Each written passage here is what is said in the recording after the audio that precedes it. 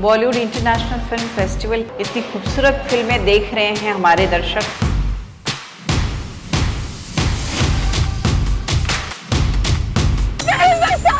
पढ़ाई लिखाई में भी करी पर छोड़नी पड़ी ना। हम आदमी है, कोनो भूत पिशाच नहीं।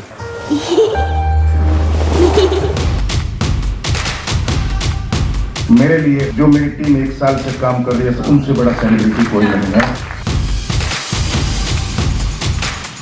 Thank you Bollywood International Film Festival. It's fabulous. मैं चाहता हूँ ये फेस्टिवल लगातार ऐसा ही चलता रहे। We want to encourage all filmmakers to continue to follow your passion.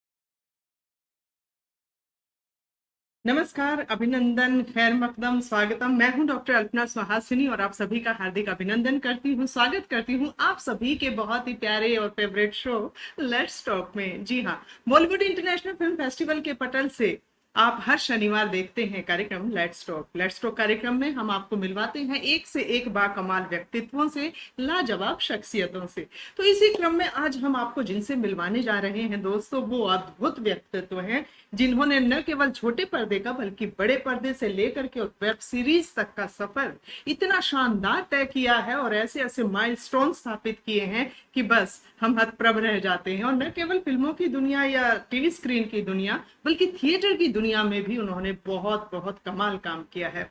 अब आपकी उत्सुकता बढ़ गई है और आप जानना चाह रहे हैं कि आखिरकार वो शख्सियत है कौन। हम आपको अभी नहीं बताएंगे, हम आपको उनसे मिलवाएंगे, लेकिन थोड़ा सा सब्र रखिए दोस्तों, थोड़ा सा इंतजार कीजिए क्योंकि इंतजार का फल हमेशा मीठा होता है। थोड़ी सी जानकारी आपको दे दूं दोस्तों कि बॉलीवुड इंटरनेशनल फिल्म फेस्टिवल का ये 5वां सीजन है और हर साल की भांति इस साल भी बहुत सारा कमाल धमाल होने जा रहा है और एंट्रीज जो हैं वो लेना हम शुरू हो गए हैं। और अगर आपको जानकारी नहीं है तो अभी आप अपनी एंट्रीज जल्द से जल्द भेजना शुरू कर दीजिए। चाहे आप शॉर्ट फिल्में बनाते हो, चाहे आप वेब सीरीज बनाते हो, फीचर फिल्म बनाते हो, डॉक्यूमेंट्रीज बनाते हो, यानी किसी भी तौर आप सिनेमा से जुड़े हैं तो अपनी एंट्रीज हमें जल्द से जल्द भेजिए।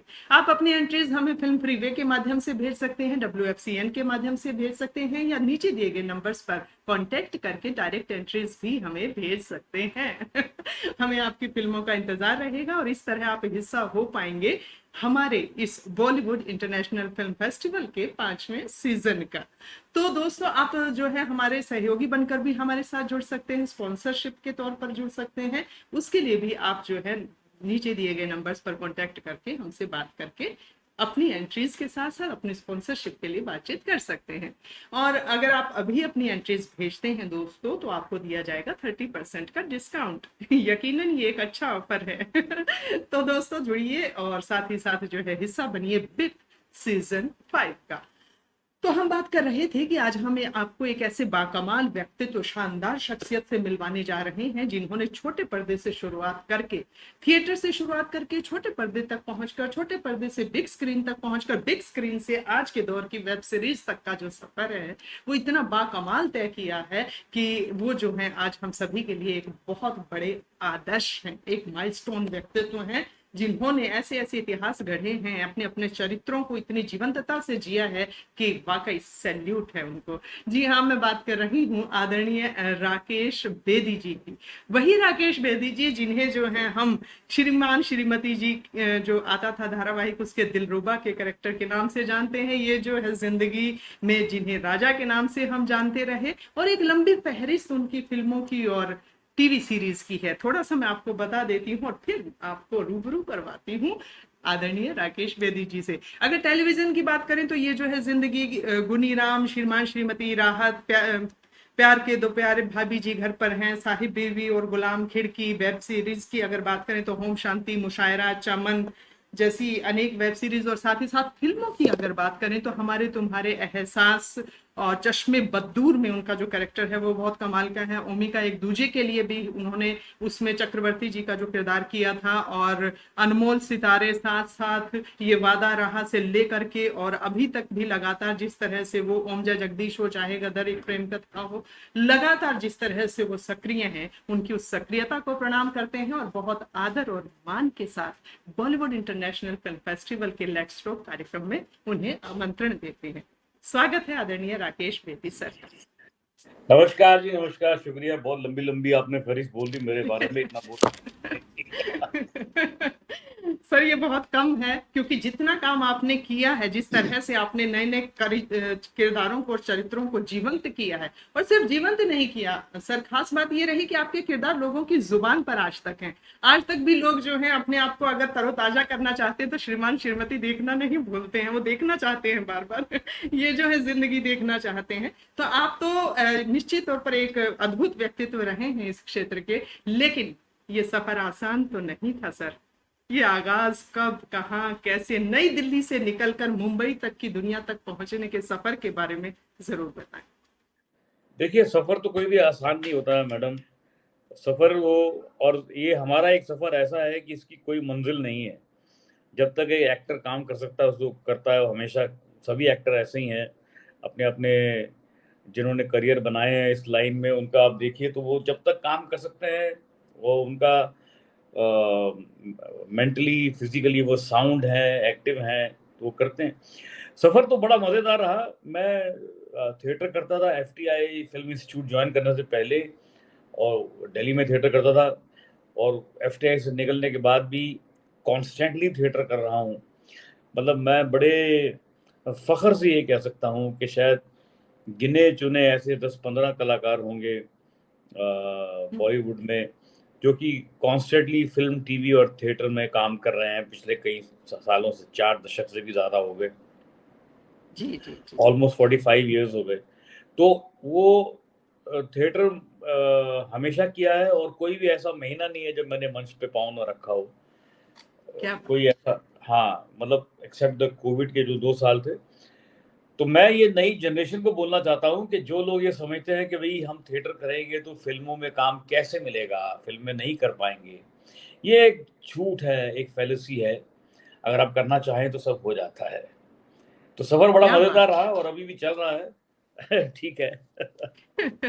बिल्कुल सर, और वाकई आपके इस जज्बे के लिए हम आपको सलाम करते हैं, क्योंकि मैंने अक्सर देखा है कि सिनेमा की राह पकड़ते ही लोग थिएटर को सबसे पहले किनारे कर देते हैं कहीं ना कहीं, और थिएटर अक्सर बाट जो होता है अपने उन कलाकारों की दोबारा से। लेकिन आपने जो सामंजस्य बनाए रखा है, हालांकि वो आसान नहीं है, बहुत मुश्किल है दोनों में। कैसे समय निकालते हैं सर? मतलब आप वेब सीरीज भी कर रहे हैं, आप सिनेमा भी कर रहे हैं, आप टीवी भी कर रहे हैं, आप साथ में थिएटर, समय का सामंजस्य थोड़ा हमारे दर्शकों को जरूर बताएं। नहीं, जैसे मैंने कहा कि एक टाइम मैनेजमेंट थोड़ी सी करनी पड़ती है, और आपको देखना पड़ता है कि क्या थिएटर में क्या है कि अगर आप एक नाटक को तैयार कर लेते हैं, सपोज आपने तैयार करने में महीना भर लगा लिया, उसके बाद तो फिर एक शाम चाहिए होती है उसके लिए। फिर ऐसा तो नहीं है कि आपको बहुत सारे, तो अगर मैं इस वक्त कॉन्करेंटली अगर मैं कहूँ तो मैं इप्टा के साथ भी काम करता हूँ और इप्टा के अलावा भी काम करता हूँ। तो मेरे को 10-12 नाटक चल रहे हैं, जिनमें से कुछ मेरे लिखे हुए भी हैं, निर्देशित भी हैं, लिखे हुए भी हैं। तो अल्टीमेटली तो आपको अगर एक बार नाटक तैयार हो जाता है तो फिर तो एक शाम चाहिए होती है जहां पर आपको जाके परफॉर्म करना है, और उसके पहले थोड़ा सा टाइम रिहर्सल का चाहिए होता है उसके पहले। लेकिन ऐसा नहीं कि आपको हर बार प्ले करना है तो हर बार आपको 1 महीना ही लगेगा उसको शो करने में, ऐसा तो नहीं होता है। वो तो इनिशियल तैयारी में कोई भी प्ले करते हैं तो ऐसा समय निकालना पड़ता है। बाकी थिएटर से मजा बहुत आता है, आप जुड़ते हैं लोगों के साथ, ट्रैवल कर पाते हैं। वरना तो अगर आप सिर्फ सिनेमा करेंगे या टीवी करेंगे तो आपकी जिंदगी घर से स्टूडियो, स्टूडियो से घर, यही रह जाएगी बस। सही बात है सर। तो यानी हम ये मैंने बहुत सारे कलाकारों से जब पूछा जो थिएटर से भी जुड़े थे, सिनेमा से भी जुड़े थे, कि असली संतुष्टि कहाँ मिलती है सर, सुकून कहाँ मिलता है? नहीं, सुकून तो मेरे को हर जगह मिलता है। मैं ये कहूँ कि मेरे को सिर्फ थिएटर में सुकून मिलता है तो I don't agree with that. क्योंकि अगर आप देखिए, मैं ये बात मानता हूँ, अच्छा शो करके निकलते हैं या एक सिनेमा में अच्छा शॉट देकर आप निकलते हैं स्टूडियो से बाहर, एक अच्छा क्रिएटिव दिन आपका एक जाता है, पास होता है, तो बहुत खुशी मिलती है, एक किक मिलती है। एक एक्टर को जो एक होता है ना कि अरे वाह यार आज बड़ा मजा आया यार, आज मैंने ये किया, फिर वो हुआ, वो सीन बहुत अच्छा जम गया, बहुत अच्छा लगा।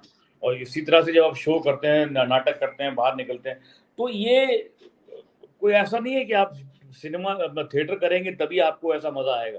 मैं तो कोशिश करता हूँ कि मैं जो भी काम कर रहा हूँ उसमें से पहले मजा तो ढूंढ लूँ थोड़ा सा। क्या बात है। और मेरे ख्याल से असली कलाकार वही होते हैं सर जो बहुत आनंद के साथ अपने काम को करते हैं, और जब आप आनंद की खोज कर लेते हैं अपने काम में तो आप फिर बोझिल नहीं महसूस करते, थकते नहीं है। बिल्कुल बिल्कुल सही कहा। जी जी जी जी। तो आपसे नई दिल्ली में जैसे थे और बचपन में, मतलब पहला वो प्लेटफॉर्म ऐसा कौन सा रहा जहां से आपका अभिनय की शुरुआत हुई? क्या परिवार में पारिवारिक पृष्ठभूमि ऐसी रही कि परिवार में भी कोई अभिनय की दुनिया में थे? वो थोड़ा जानना चाहेंगे। नहीं, कोई अभिनय की दुनिया में कोई नहीं, दूर दूर तक कोई नहीं था। लेकिन मेरे पिताजी जो थे वो एरोनॉटिकल इंजीनियर थे, इंडियन एयरलाइंस में बोइंग जहाज के एक्सपर्ट माने जाते थे अपने ज़माने में। वो पहला बोइंग उन्हीं के नेतृत्व में इंडिया में लैंड हुआ था, वही लेकर आए थे वहाँ अमेरिका से उसको बनवा कर। तो वो इस तरह के उनका था, व्यक्तित्व था। और बाकी मेरे नाना जी जो थे वो शिमला में एक्टिंग किया करते थे, और वो प्राण साहब चमनपुरी जो मदनपुरी जी के बड़े भाई थे, और मदनपुरी और अमरीश पुरी तब छोटे थे, उनके साथ भी उन्होंने नाटक किए हुए हैं मेरे नाना जी ने शिमला गेटी थिएटर में। अरे वाह, तो यानी खून में कहीं ना कहीं वो चीज आई है आपके। हाँ हाँ, थोड़ा बहुत तो रहता ही है। और घर में कलाकारी का बड़ा, कलाकारी को एक बहुत इज्जत दी जाती थी। मतलब हमारे यहाँ गाना बजाना भी अच्छा होता था और सभी अच्छे गायक थे। मतलब मेरी मदर भी, मेरी मौसियाँ भी, मेरे मामा जी भी, सब अच्छे, मतलब रीजनेबली अच्छे। ऐसा नहीं कि बहुत प्रोफेशनल थे, लेकिन समा बांधने के लिए, घर में एक महफिल में समा बांधने के लिए काफी थे हम सब लोग। क्या बात है सर, यानी आप भी गायकी में हैं सर? नहीं, मैं गायकी में नहीं था, मैं सुनने में था और मैं शायरी में था, और अभी भी हूँ। अच्छा, तो आप शायरी करते हैं सर? थोड़ी बहुत करता रहता हूँ। थोड़ी कोई बानगी हो जाए सर, क्योंकि मैं भी शायर हूँ। तो मैं थोड़ी सी बानगी, कोई भी पंक्ति सर जो आपको बहुत पसंद हो। पसंद बड़ा लिखा तो बहुत कुछ है। अब एक मेरी लिखी हुई एक बहुत लंबी रचना है, उसकी 2-4 पंक्तियां सुनाता हूँ कि इतना भी ना संभल के चल, थोड़ा सा कहीं फिसल, इतना भी ना संभल के चल, थोड़ा सा कहीं फिसल, तभी तो जिंदगी के साथ होगी मुलाकात। एहतियात बरतता जाएगा तो किससे क्या टकराएगा। क्या कहने। एहतियात बरतता जाएगा तो किससे क्या टकराएगा, तो कैसे अजनबी के साथ होगी मुलाकात। मुंह ऊंचा रख और गाना गा, गाता नहीं तो गुनगुना, तभी तो एक हंसी के साथ होगी मुलाकात। क्या कहने सर, क्या बात। बहुत लंबा है ये, एक अच्छा फलसफा है, अच्छा फलसफा है ये जीने का। जी जी जी जी, बहुत खूब सर, बहुत खूब। तो पुस्तक छपवाने का नहीं आया सर कभी कि पुस्तक छपवाई जाए? कोशिश मैं करता रहता हूँ, उसको थोड़ी मेहनत करता हूँ, फिर किसी काम में लग जाता हूँ, फिर भूल जाता हूँ, फिर कोशिश करता हूँ। जी जी, अब करूँगा। हमें इंतजार रहेगा सर, बिल्कुल। और बहुत सारी शुभकामनाएं भी आपको। सर, आपने जो है टीवी स्क्रीन का वो दौर भी देखा है, बिल्कुल शुरुआती दौर देखा है, और आज जिस तरह के सीरियल बन रहे हैं, धारावाहिक बन रहे हैं, अब वो बदलता हुआ दौर भी आपने देखा। क्या मूल फर्क आप पाते हैं तब से लेकर अब तक के दूरदर्शन में या आज के सीरियल्स में? क्या मूलभूत फर्क पाते हैं आप? नहीं, देखिए, मैंने जितना काम किया है, मैंने तकरीबन, आप ये समझिए, मैं टीवी पर आ ही रहा हूँ कॉन्स्टेंटली, पिछले 35-40 सालों से आ ही रहा हूँ। अभी भी हूँ। अभी मैं तारक मेहता के सेट से बोल रहा हूँ, आपसे बात कर रहा हूँ। अच्छा। और मैं शूटिंग पे ही हूँ, अपने मेकअप रूम में बैठा हूँ।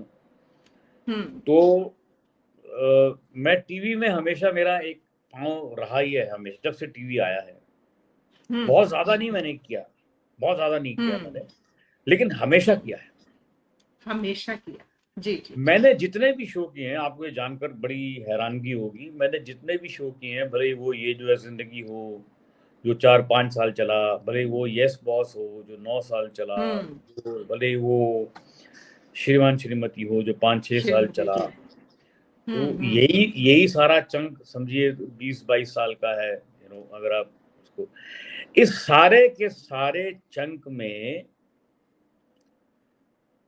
चैनल से ईपी नाम का प्राणी हमारे सेट पे कभी नहीं आया, क्या और कभी हमसे ये नहीं कहा कि साहब टीआरपी के लिए ऐसा करो और वैसा करो। जो जितनी भी क्रिएटिविटी है, इन सब सीरियल जो मैंने नाम लिए, ये सब क्रिएटिविटी हमारी है। जब मैं हमारी कहता हूँ तो मतलब उसमें राइटर भी है, डायरेक्टर भी है, और हम सब कलाकार भी हैं। जी जी जी जी। तो हम सब मिलकर उन चीजों को बनाते रहे, बजाय इसके कि हम मार्केट फोर्सेस या टीआरपी ये डिसाइड करे कि हमें आज ये सीन शूट करना और ये नहीं शूट करना, या हमको ये बोलना है और ये नहीं बोलना। क्या बात। तो जो सक्सेस है स्पेशली कॉमेडी में, ये बहुत इम्पोर्टेंट है कि अगर सब लोग ह्यूमर में अपनी जिम्मेदारी समझ लें, अच्छी तरह से उसको निभाएं, और सब निभाते ही हैं। अगर आप अच्छे लोगों को लेंगे जिन्होंने अपना कुछ कहीं ना कहीं कदम बढ़ाए हुए हैं, अपना कदम जमाए हुए हैं, तो अगर आप ऐसे लोगों को लेंगे तो वो एक कोशिश करते हैं सब लोग कि अच्छा काम किया जाए, और फिर उनके सर पे किसी को बैठने की जरूरत नहीं है, क्योंकि वो अपने काम के खुद जवाबदार होते हैं। जी जी जी जी जी जी जी। और सर मैंने ये देखा है कि हास्य सबसे ज्यादा कठिन विधा है, क्योंकि लोगों को रुलाना आसान है, हंसाना सबसे कठिन काम है। तो इसमें कहीं ना कहीं एक खतरा ये भी रहता है कि हर बार हम अपने आप को दोहरा तो नहीं रहे हैं, बिल्कुल एक ही तरह का ना हो जाए और बिल्कुल अलग नजर आना है। तो उसके लिए क्या कोई आप विशेष तैयारी करते हैं हर बार अपने किरदार, क्योंकि एकदम से हंसी मतलब छूटे, एकदम आप करें और हंसी छूटे, उसमें आप कमाल हैं, वाकई दिग्गज हैं आप उस विधा में। नहीं तो, ऐसा तो नहीं है दिग्गज। जी जी जी। नहीं सर, वाकई देखिए एक्चुअली कॉमेडी में सबसे इम्पोर्टेंट चीज जो होती है, राइटिंग तो है ही, लेकिन एक एक्टर के लिए राइटिंग तो राइटर करता है, चलिए ठीक है, डायरेक्शन डायरेक्टर करता है, वो भी वो आपके हाथ में नहीं है, लेकिन आप अपने कैरेक्टर को, जो एक एक्टर जिसको कैरेक्टर मिलता है करने के लिए, उसको वो कैसे कंसीव करता है, उसको कैसे हैंडल करता है, कैसे उसको प्रोजेक्ट करता है, उसकी लैंग्वेज क्या है, उसकी सोच क्या है, और वो किस सिचुएशन में कैसा बिहेव करेगा, ये सारे पैरामीटर्स एक एक्टर को अपने मन में सेट करने पड़ते हैं, करने चाहिए। मतलब मैं ये आप पूछ रहे हैं तो मैं बोल रहा हूँ, वरना मुझे खुद बोलना ये अच्छा नहीं लग रहा है अपने मुंह से, लेकिन ये बड़ा जरूरी है ह्यूमर के लिए। अगर कोई नए बच्चे सुन रहे हैं तो इससे शायद उनको कि आप अपने किरदार पे काम करें, आप और खुद करें। ऐसा नहीं किसी की आपको डायरेक्टर की या राइटर की उसमें जरूरत नहीं पड़नी चाहिए कि आप उन पे डिपेंडेंट हैं कि वो आगे बताएंगे तो आप अपना कैरेक्टर जो है वो आप खुद सोचिए। और सोचना जो है वो सिर्फ सेट पे ही नहीं होता है। अगर आप कर रहे हैं एक काम, तो आपको 24 घंटे आपके कहीं ना कहीं आपके दिमाग में आपको वो बात डिस्टर्ब करनी चाहिए कि यार मैं कैसे इस पे वर्क करूं ताकि ये जो है ये कहीं ना कहीं जाके निशाना इसका ठीक बैठे, इसकी लैंग्वेज करेक्ट हो, इसके लुक्स करेक्ट हो, इसका गेटअप जो है वो करेक्ट हो। तो ये सब चीजें बड़ी इंपॉर्टेंट जो एक्टर के बस में होती हैं और उनको वो मेहनत करनी चाहिए। तो अगर आप करेंगे, वरना अगर आप नहीं करेंगे तो अभी आपके सभी कैरेक्टर एक जैसे दिखाई देंगे। अगर आप किसी एक्टर का काम देख लें एट वन गो, अगर आप देखें तो आपको लगेगा यार ये तो उस सीरियल में भी ऐसा ही था, इस सीरियल में भी ऐसा ही था, हर जगह ऐसा ही है। तो उसके लिए थोड़ा सा आपको एक variety is the spice of life, तो आपको थोड़ा सा ध्यान रखना पड़ेगा उसका। जी जी जी जी जी। और सर जैसे कि छोटी स्क्रीन पे करना, फिर बिग स्क्रीन पे करना, अब वेब सीरीज करना, तो इनके अभिनय में भी आपको कोई फर्क नजर आता है कि हर एक स्क्रीन का अलग तरह का अभिनय हो जाता है, थोड़ा फर्क होता है, सूक्ष्म रूप से ही सही, लेकिन फर्क होता है अभिनय में। नहीं, थोड़ा सा फर्क तो होता ही है, मतलब जी। वो बेसिक जो फर्क है वो सोच का नहीं है, कैरेक्टर की प्रिपरेशन का नहीं है, उसकी सोच का नहीं है, थिंकिंग का नहीं है, उसकी प्रोजेक्शन का है। ये आप स्टेज पे थोड़ा सा लाउड हो जाते हैं, हो जाते हैं, क्योंकि बहुत बड़ा एक सामने आपके मंच होता है जिसपे 500, 700, 1000 आदमी, कभी कभी 2-2,500 आदमी, 5000 आदमी बैठा हुआ है, तो उनको आप एंटरटेन कर रहे हैं, तो थोड़ा सा एक लाउड ताकि आपका एक्सप्रेशन दूर तक जाए, आवाज दूर तक जाए। लेकिन सिनेमा में ऐसा नहीं होता है। सिनेमा में आपका टाइट क्लोजअप लगा हुआ है, तो वो बहुत कुछ कह रहा है, तो आप एक कंट्रोल्ड एक्सप्रेशन से भी वही बात कह सकते हैं जो आपको शायद थिएटर में लाउडली कहनी पड़े। जी जी।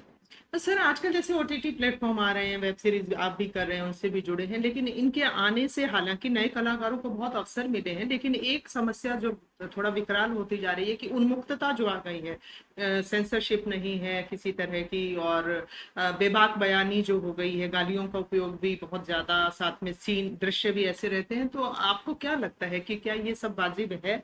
क्या ऐसे में सेंसरशिप होनी चाहिए? मुझे लगता है कि सेंसरशिप की जरूरत नहीं है। अच्छा जी।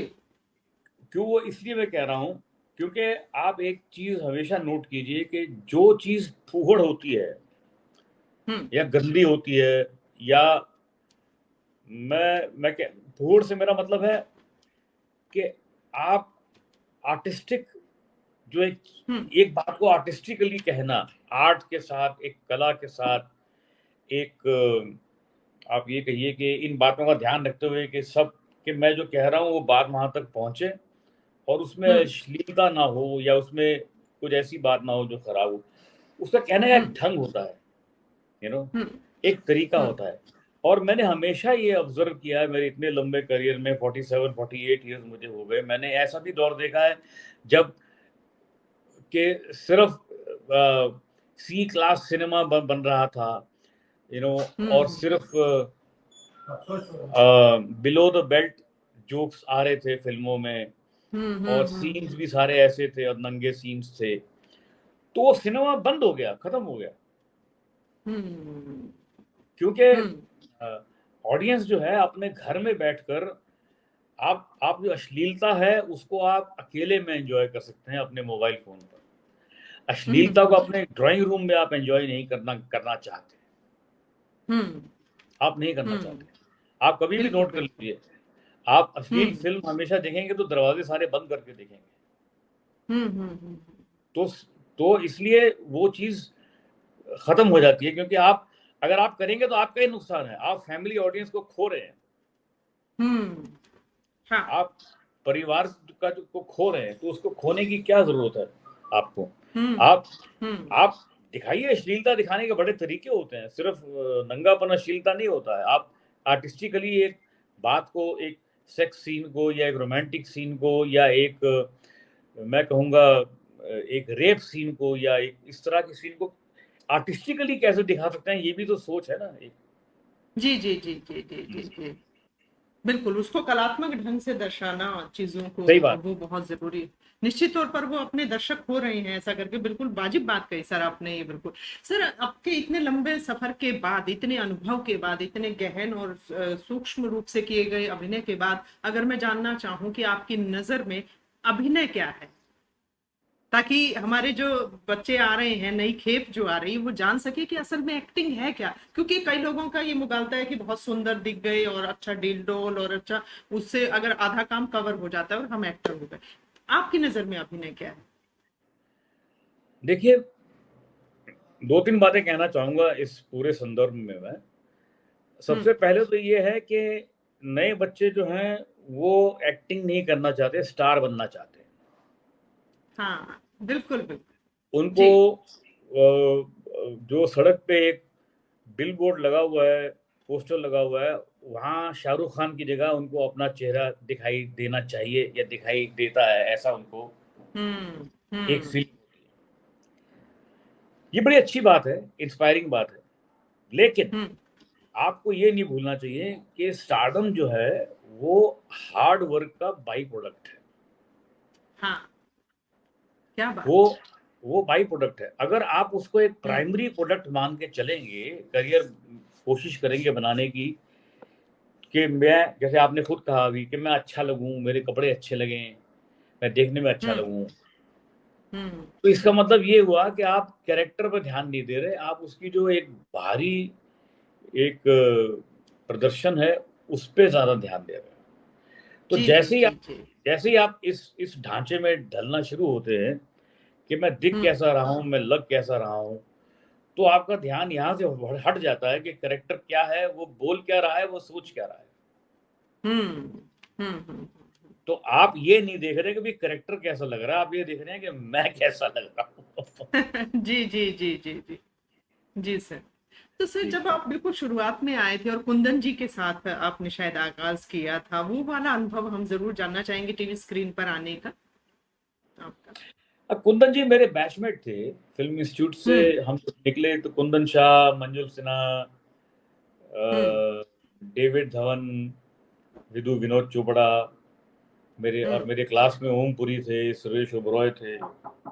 तो ऐसा कुछ नहीं था कि मैं उनको जानता था, और मैंने फिल्म इंस्टीट्यूट में भी उनकी फिल्मों में काम किया था, जो एज अ डायरेक्टर उनकी जो फिल्म्स थी एज अ स्टूडेंट। तो वो भी स्टूडेंट थे, मैं भी स्टूडेंट था, तो उनकी फिल्म में मैंने काम किया था। एक बड़ी मशहूर फिल्म बनाई थी उन्होंने, जो अभी भी दिखाई जाती है न्यू कमर्स को, उसका नाम है बोंगा। बोंगा, वो बड़ी मशहूर जी। फिल्म है कुंदन शाह की। उसमें मैं भी हूँ, ओम पुरी भी हैं, सुरेश ओबरॉय भी हैं, सतीश शाह भी हैं उस फिल्म में। जी। अरे तो वाह, हम अरे वाह। जी, जी, जी, जी। क्या बात है सर। तो तो सर पहले से मैं जानते थे ये मुझे, जा... ऐसा जी, कोई नया वही नहीं आप था। पूरा। हाँ, तो पहला नाटक जो आपने उन्हीं के उससे किया था सर। पहला नाटक नहीं, पहला ये जो सीरियल, ये टीवी जो शो। है। जी, जी। हाँ जी, हाँ जी। तो सर ये मतलब आपने जो इतना लंबा अरसा देखा है सर, इसमें दर्शकों में भी बहुत बदलाव आया है आज जो है। क्या आप उस तरह से महसूस कर पाते हैं सर कि पहले जो है कैरेक्टर्स ज्यादा अच्छे से लोगों तक पहुंच पाते थे? अगर हम कॉमेडी की भी बात करें तो पूरा एक कैरेक्टर जो है वो इम्प्लीमेंट होता था और वो पहुंचता था। अब कॉमेडी उस तरह की हो गई है कि उसके लिए स्पेसिफिक एक कैरेक्टर नहीं चाहिए होता है। अक्सर जो है स्टार और उनके जरिए भी छोटे छोटे छिटपुट कॉमेडी डायलॉग्स के जरिए और उस तरह से क्रिएट कर दी जाती है, क्रिएशन उस तरह से होने लगा है। तो ये बदलाव आप महसूस करते हैं सर? मैं बिल्कुल महसूस करता हूँ, और मैं इसलिए महसूस करता हूँ, मुझे लगता है कि राइटर्स और डायरेक्टर्स खत्म हो गए हैं कॉमेडी के। अभी आप अगर आप मुझे, मैं आपसे एक सवाल करूं कि टेलीविजन में कॉमेडी के नाम पर आप क्या देखते हैं आजकल, तो आप देखते हैं कपिल शर्मा शो, जो कॉमेडी सीरियल नहीं है, वो एक शो है। उसमें अलग अलग कलाकार आते हैं, उनके जरिए एक ह्यूमर क्रिएट होता है। लेकिन मुझे बताइए कॉमेडी सीरियल कौन सा है? एक सीरियल जो जैसे फ्रेंड्स था, या हमारा यस बॉस था, या श्रीमान श्रीमती था, एक ऐसा सीरियल बताइए जो आप कह सकें कि हाँ भाई ये कॉमेडी। किसी हद तक तारक मेहता उस कैटेगरी में आता है, जी, जी, जी, जी, वो आता है उस कैटेगरी में। लेकिन बहुत कम शो है, लोग अटेम्प्ट ही नहीं करना चाहते, क्योंकि लिखना बड़ा मुश्किल है, ह्यूमर को लिखना बड़ा मुश्किल है। और कैरेक्टर्स, एक्टर्स बहुत, आपको देखिए कॉमेडी में क्या एक सबसे बड़ी प्रॉब्लम ये है कि आपको हल्की चीज नहीं चल सकती, भले ही वो राइटिंग हो, डायरेक्शन हो या एक्टिंग हो, वो हल्की होगी तो उसकी लाइफ नहीं हो सकती। वो बहुत डेप्थ होनी चाहिए एक्टर्स, कॉमेडी एक्टर्स में बहुत डेप्थ होनी चाहिए। आपको दिखता है वो हल्का जो फूहड़ दिख रहा है, वो इतना आसान नहीं उसको क्रिएट करना। आपको लगता है कि अरे यार ये कैसे करके निकल गया, या ये कैसी लाइन थी, लेकिन आप उस समय तो हंसे। तो आपको एक बड़ा अच्छा शेर है कि रियाजत बोलते हैं रियाज को, रियाज जो करना है उसको रियाजत बोलते हैं। जी, जी।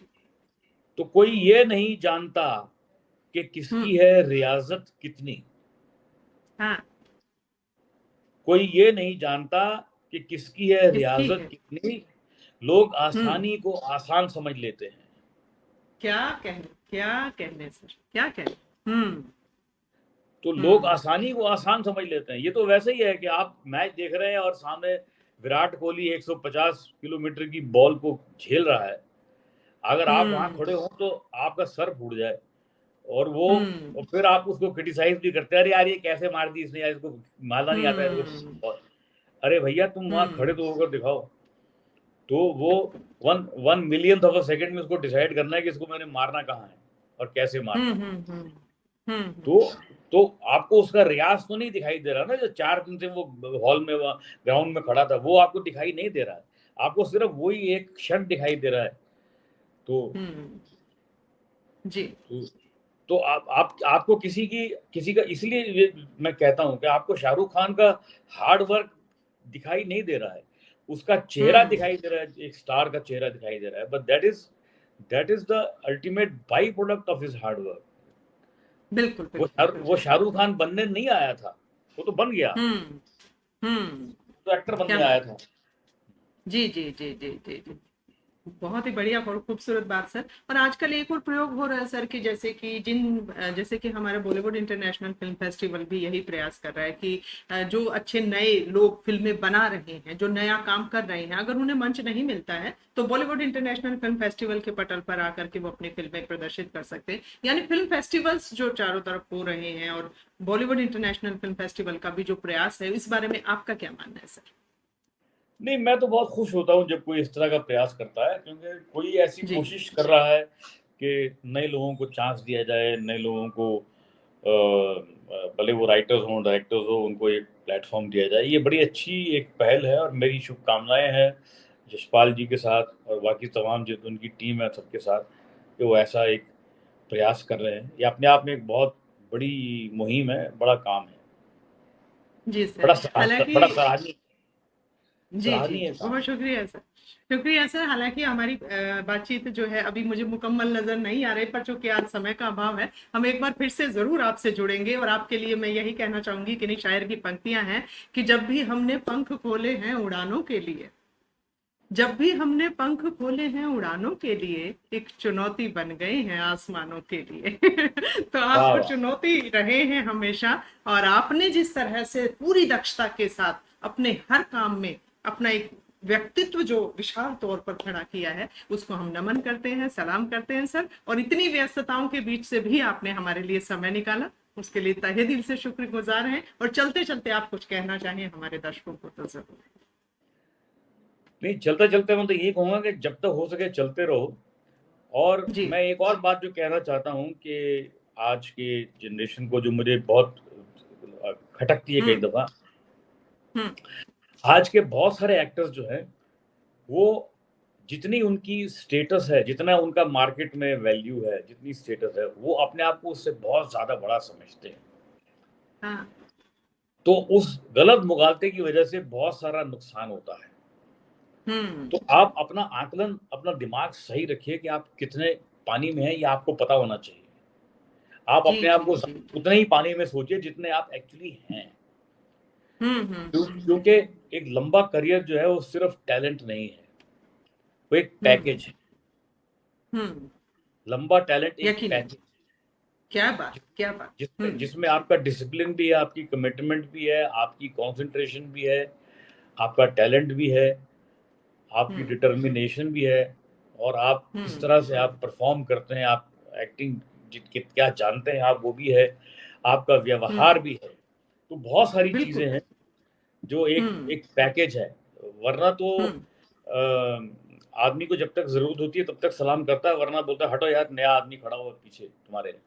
जी जी जी जी जी, बिल्कुल सही कह रहे हैं सर। और इसमें एक जो मैं पंच लाइन हमेशा बोलता हूँ कि 12th मैन से हमेशा डर के रहना चाहिए।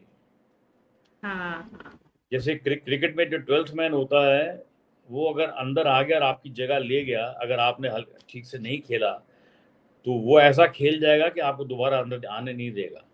तो आपकी जगह लेने के लिए कोई ना कोई खड़ा हुआ है, तो 12th मैन से डर के रहिए, बच के रहिए, अच्छा काम करते रहिए। क्या कमाल की बात कही है सर आपने। बहुत बहुत शुक्रिया सर, बहुत बहुत धन्यवाद। वाकई कृतज्ञ हैं हम कि आपने इतना समय दिया। बहुत बहुत धन्यवाद। प्रणाम सर। तो दोस्तों आज हमने कमाल की बातें और जानकारी पाई जो है आदरणीय राकेश बेदी सर से, और जो इतना वृहद अनुभव है उनका, इतने सालों का, 4 दशकों से जो लगातार अभिनय में नए नए मकाम स्थापित कर रहे हैं, ऐसे व्यक्तित्व से मिलना यकीनन हम सबका सौभाग्य है। तो ऐसा सौभाग्य हम गाहे बगाहे पाते रहते हैं अपने लेट्स टॉक कार्यक्रम के जरिए, और ऐसे ही शानदार व्यक्तित्वों से खास मुलाकात अक्सर हम करते रहते हैं और आपकी मुलाकात भी करवाते रहते हैं। और दोस्तों इसी तरह से बस बने रहिए, हमारे साथ जुड़े रहिए। और एक बार फिर से याद दिला दूं कि समय लगातार कम होता जा रहा है, अब लगातार बिग सीजन 5 नजदीक आ रहा है, तो अपनी एंट्रीज जो है वो जल्द से जल्द हमें भेजें। और आप अपनी एंट्रीज जो है अगर हमें भेजते हैं हमारे कूपन कोड के साथ, जो कि है BIFFMUMBAI 30, तो आपको जो है 30% का डिस्काउंट दिया जाएगा। और ये डिस्काउंट अब धीरे धीरे समाप्ति की ओर है दोस्तों, धीरे धीरे ये डिस्काउंट भी खत्म हो जाएगा। फिर शिकायत मत कीजिएगा कि हमें तो पता ही नहीं चला। तो चाहे आप वेब सीरीज बनाते हो, शॉर्ट मूवीज बनाते हो, डॉक्यूमेंट्रीज बनाते हो, फीचर फिल्में बनाते हो, मोबाइल फिल्म बनाते हो, यानी किसी भी तौर अगर आप सिनेमा से जुड़े हैं तो आप जो है हमारे साथ जुड़ सकते हैं। आज के लिए बस इतना ही। बहुत बहुत शुक्रिया, धन्यवाद, नमस्कार। हेलो,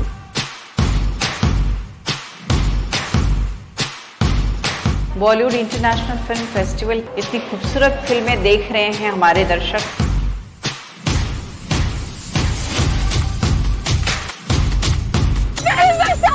पढ़ाई लिखाई में भी करी पण छोड़नी पड़ी ना।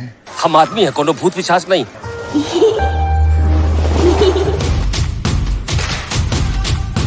मेरे लिए जो मेरी टीम 1 साल से काम कर रही है उनसे बड़ा सेलिब्रिटी कोई नहीं है।